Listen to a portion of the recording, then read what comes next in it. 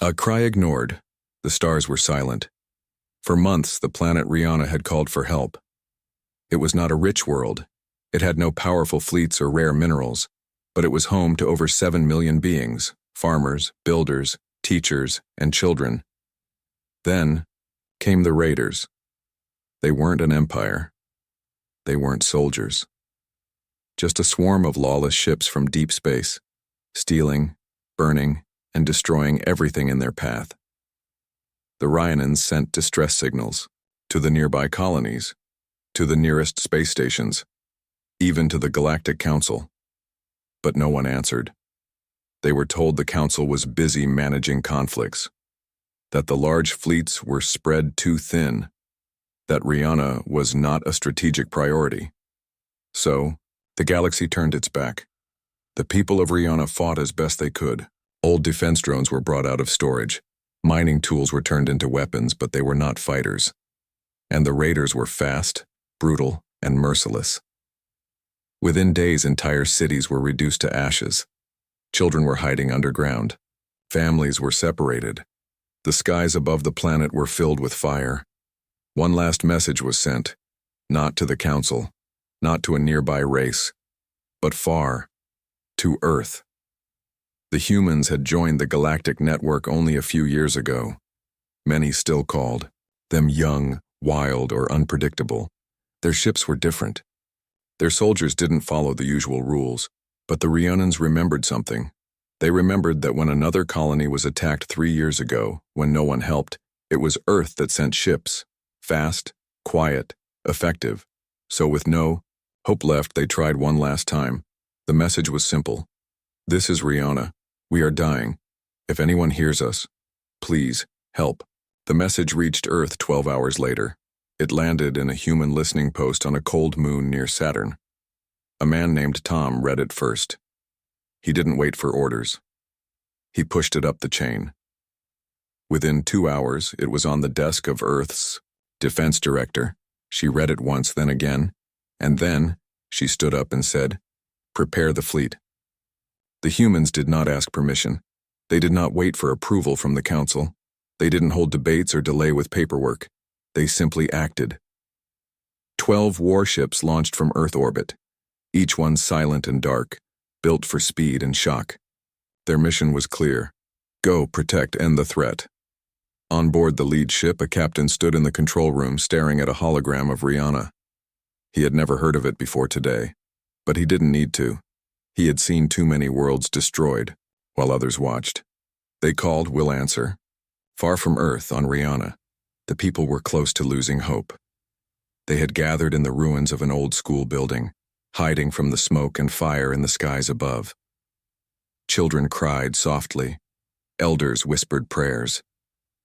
Then, the sky changed. First, it was just shadows. Then beams of light cut through the clouds. 12 ships entered orbit, each marked with the symbol of Earth. No warning. No delay. The raiders didn't even have time to react. The human ships began their strike. Precision. Blasts hit the raider ships from above. Ground troops were deployed fast, armored, and silent. They moved like ghosts, sweeping through the ruined towns, clearing every threat with calm, brutal efficiency. The people of Rihanna looked up, and for the first time in weeks, they saw hope. Earth's arrival, the skies above Rihanna turned from fire to light. The human fleet moved like it had done this before, many times. It didn't waste time on words or warnings. It didn't send messages of peace or make deals. It just acted. The lead ship, sleek, black, and shaped like a spear, hovered over the capital ruins. It opened its lower bay and released 5 drop pods. Each one crashed to the surface with a burst of dust and fire. Inside were human soldiers, strong, quiet, and focused. Their suits were silver gray, marked with glowing blue lines. Their helmets scanned the terrain before their boots even hit the ground. Every step they took was calm and sharp, like they'd already seen the battle before it began. A young Rhiannon boy, hiding behind a collapsed wall, peeked out as one of the soldiers passed. The human paused, looked at the boy, then handed him a small white cube. The boy took it. A soft hum surrounded him. His wounds closed and his breathing steadied. It was a healing device. The soldier gave a simple nod and moved on. That moment spread like fire through the survivors. The humans are here. They're helping. They're fighting for us. In the orbit above, the human fleet didn't stop. It tracked every raider ship, every heat signature, every movement. The humans weren't just attacking, they were cleaning. Each strike was surgical. Engines were disabled, weapons disarmed, escape paths cut off. Any raider who tried to run was caught. Any ship that tried to hide was scanned, marked, and erased. Inside one of the command ships, an Earth officer monitored the battle from a dark room full of glowing displays. "Report," he said. A second officer replied, 37 enemy ships neutralized, ground resistance falling, civilian shelters located, protected. The officer nodded. "Begin Phase 2. On the ground, more drop pods arrived, not with soldiers this time, but with supplies, water, food, medical drones, portable shelters. The Ryonans didn't know how to react. No one had ever sent help like this before, especially not without asking for something in return. A Ryonan elder approached one of the humans and asked, "Why are you helping us?" The human looked at him and replied, "Because no one else did." Far from the planet, on a hidden station near the edge of council space, a small group of delegates watched the live data stream from Rihanna. They had ignored the original call for help. Now they watched Earth fight a war they wouldn't touch. One delegate said, "They're acting without permission again." Another replied, "But they're winning and the people love them for it." A third voice, quiet, older, spoke last. "The galaxy turned its back. Humanity didn't. That's what makes them dangerous." Back on Rihanna, the battle was ending. The last raider stronghold was surrounded. Instead of bombs, the humans sent a signal: surrender now or be erased. The raiders tried to flee. They didn't get far. The ground shook once and the last of them fell. For the first time in weeks, the skies above Rihanna were clear. The stars could be seen again. And among them, Earth's ships stood like silent protectors. The new reputation Rihanna was quiet now. Not the kind of quiet that comes with fear, but the kind that comes after survival. Smoke no longer filled the air. Fires had been put out. The wounded were being treated. Families were reuniting. The people were not cheering, not yet, but they were standing, breathing, living. And it was because of the humans. They had acted like no one else, swift, silent, exact. And then, they stayed. The human ships remained in orbit. The soldiers remained on the ground. But they didn't take control. They didn't raise Earth's flag or demand loyalty. They didn't ask for land, fuel, or money. They simply said, "We're here until it's safe." That changed everything. Across the galaxy, news spread fast. In the major spaceports, whispers turned to shouts. Earth sent a fleet to Rihanna. They ended the raiders in hours. They didn't ask permission. Some races were afraid. "They're growing too bold," one council leader said. "They think they can be heroes." But the smaller worlds, the outer colonies, the struggling stations, the isolated planets, they saw something else. They saw hope. A mining outpost on the edge of the Teller region sent a message directly to Earth. "We have pirates near our moon. Can you help?" A trading colony under attack by smugglers whispered over encrypted channels. "You helped Rihanna. Please help us too." The requests were not sent to the Council. They were sent to Earth. Inside Earth's command center, deep beneath the surface of the Pacific Ocean, a quiet meeting took place. 6 officers. One screen. The requests were reviewed carefully, one by one. One officer said, "We can't save everyone." Another replied, "But we can't pretend we didn't hear them." At the head of the table, the commander of Earth's defense forces looked out over the glowing map of the galaxy. So many lights, so many cries for help. She pressed a button. A command. Send 3 scout ships, quietly, no banners, just aid. They would continue to act, not as conquerors, but as responders.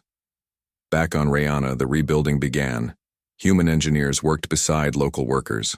Structures were repaired. Fields were cleared, water systems were restored, but the humans remained distant, professional. They never interfered with local leaders. They never asked to govern. They never gave speeches. They just helped. One Rhiannon child, standing beside a tall human soldier, asked him softly, "Why do you help people who aren't your own?" The soldier looked down and said, "Because when we needed help, no one came. We won't do the same." Meanwhile, in the dark corners of space, not everyone celebrated. A group of ex-military captains watching Earth's rising respect gathered on a hidden moon. One slammed his fist on a table. "They're making us look weak," another said. "They're building loyalty without firing a shot." A third one, older, colder, whispered, "They don't want power, that's what makes them powerful." They began planning. Not an attack. Not yet. But something worse, doubt. On Riona, as night fell, the skies above sparkled bright. Children pointed at the stars, and among them the largest light moved slowly across the sky. The people smiled. They knew what it was. Earth was still watching.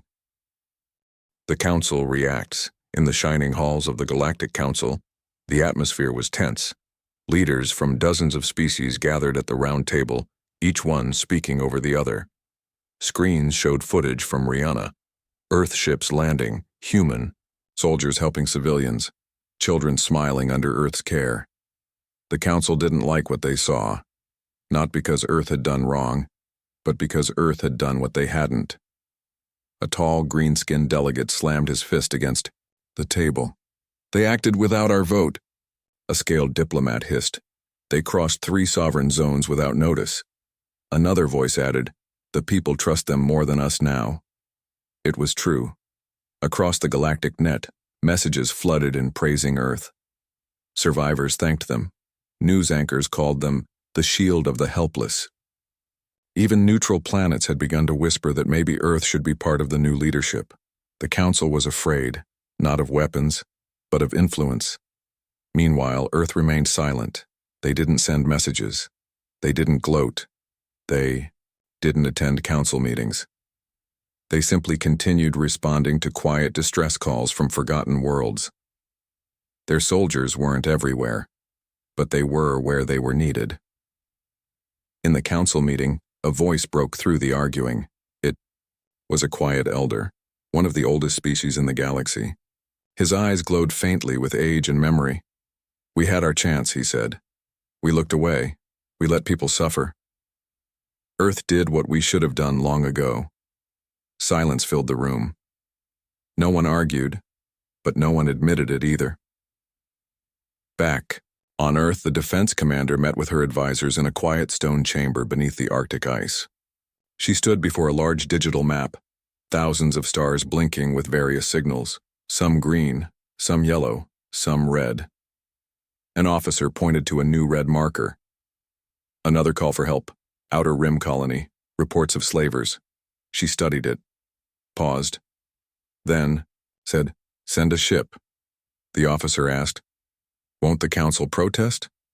She replied, "They already did, and people still need help."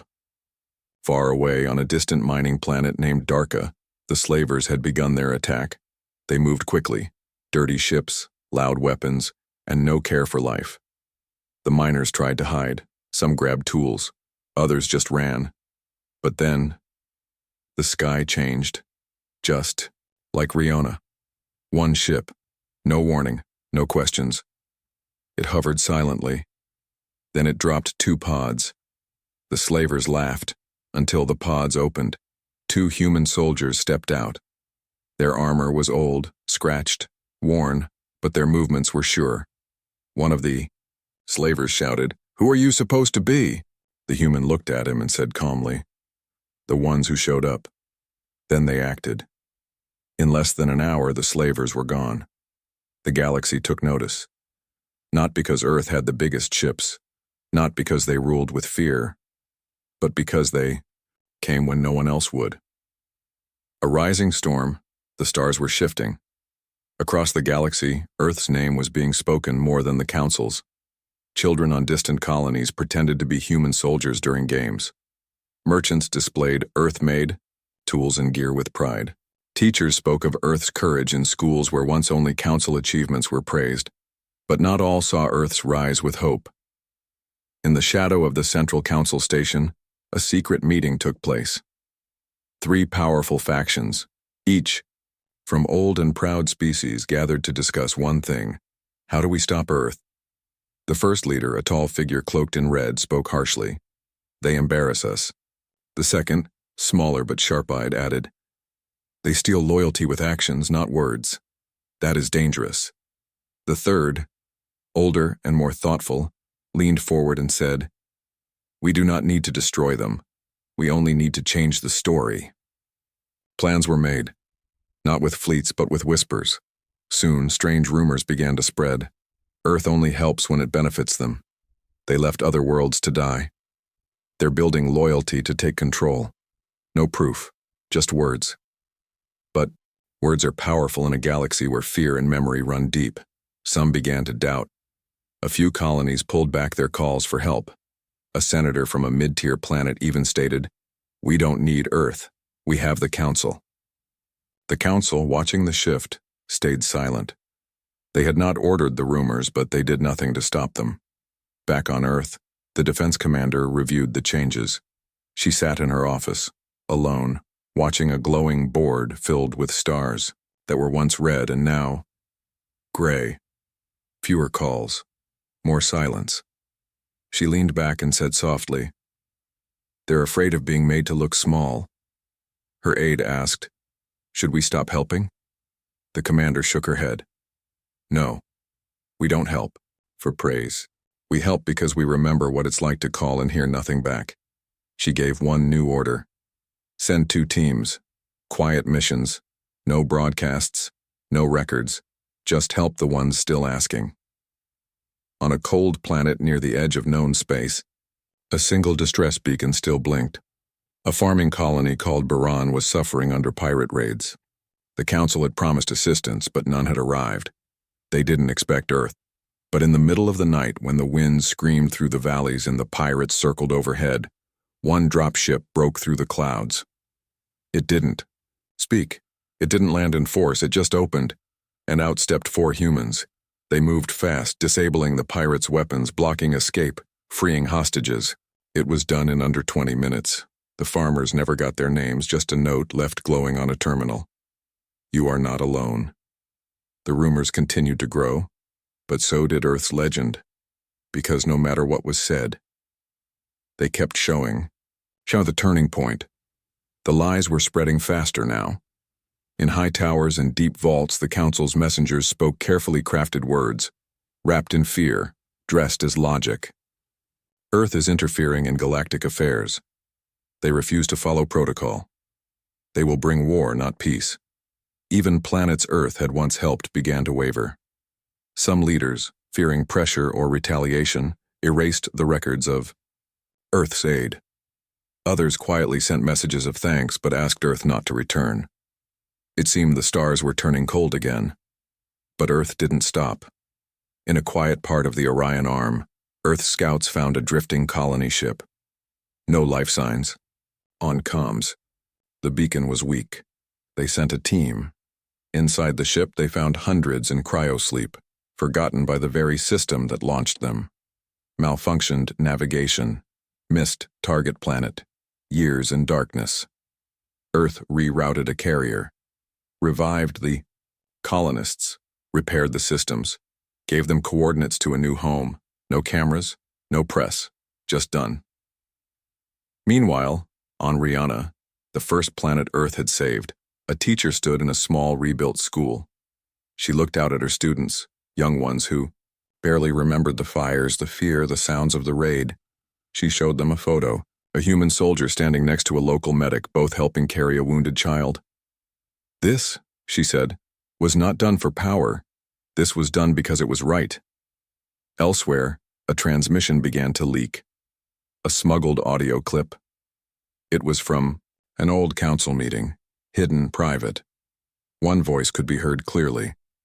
Let Earth make enemies, let them burn themselves out, let them carry the burden. It was real, unedited. It reached millions in hours, and suddenly, the story began to shift again. The people remembered. They remembered who had helped them when no one else did. They remembered the dropships, the food crates, the warm hands. Earth answered, the people began to say again. Earth never asked who we were, they just came. In response, protests broke out across council territories, peaceful but firm. Citizens called for change. A simple chant echoed through streets and halls, "Help like Earth." The council tried to stop it, but it was too late. And on Earth, as messages of support poured in from across the galaxy, the defense commander finally addressed the stars. One message, one voice. We didn't ask for leadership. We didn't ask for praise. But if the galaxy turns its back on the weak, then we'll turn toward them. Call, and we will answer. The legacy of action. The galaxy had changed, not by war, not by control, but by example. Earth never raised a flag over another world. They didn't build outposts or demand tribute, but their actions lit a path the galaxy could no longer ignore. One by one, other species began to mirror Earth's response teams. Small vessels were deployed not to enforce but to assist. Not to dominate, but to defend. It was not fear of Earth's power that drove this change. It was respect for their choices. In the Galactic Council, the tension had reached a breaking point. Divisions grew. The old factions, those who spread lies and resisted change, were losing support. Their citizens demanded more than words. A new proposal was placed before the chamber floor. It was called the Sentinel Accord, a motion to build a galaxy-wide emergency response network, modeled after Earth's quiet operations. It passed, not because the council believed in it, but because the people did. And behind it all was the simple truth. Earth had made the galaxy ashamed of its silence. On Rihanna, a monument was built, not to honor Earth with a statue, but to tell the truth. It was a long wall of stone carved with the names of every village and person saved during the raid. Above it was written, "They came when no one else would." Beneath the inscription, a small metal plate bore Earth's only reply, "You mattered." Across the stars, small gestures began to appear. A flag of Earth hung beside local banners on colony walls. A child named after the first human soldier who arrived on their world. A song sung in a dozen languages, with one repeating phrase. The galaxy turned away, but they came. In Earth's deep command chamber, the defense commander stood once more before her map. Many red lights had turned green. Others still blinked yellow. She looked to her aides. New distress signals? One of them nodded. 2 systems, 1 major storm, 1 pirate group reappearing near the edge. She didn't hesitate. Send help. Quiet, fast, focused. No credit, no symbols, just help. The aides nodded and left. She stood alone a moment, longer, watching the stars. Earth had no crown, no throne, no empire, just a legacy. One built not on fear, but on showing up, and in every corner of the galaxy where cries still echoed in silence. Earth listened, and humanity answered the call. End of Part 7, HFY Sci-Fi story. The galaxy turned its back, but humanity rose to answer the call.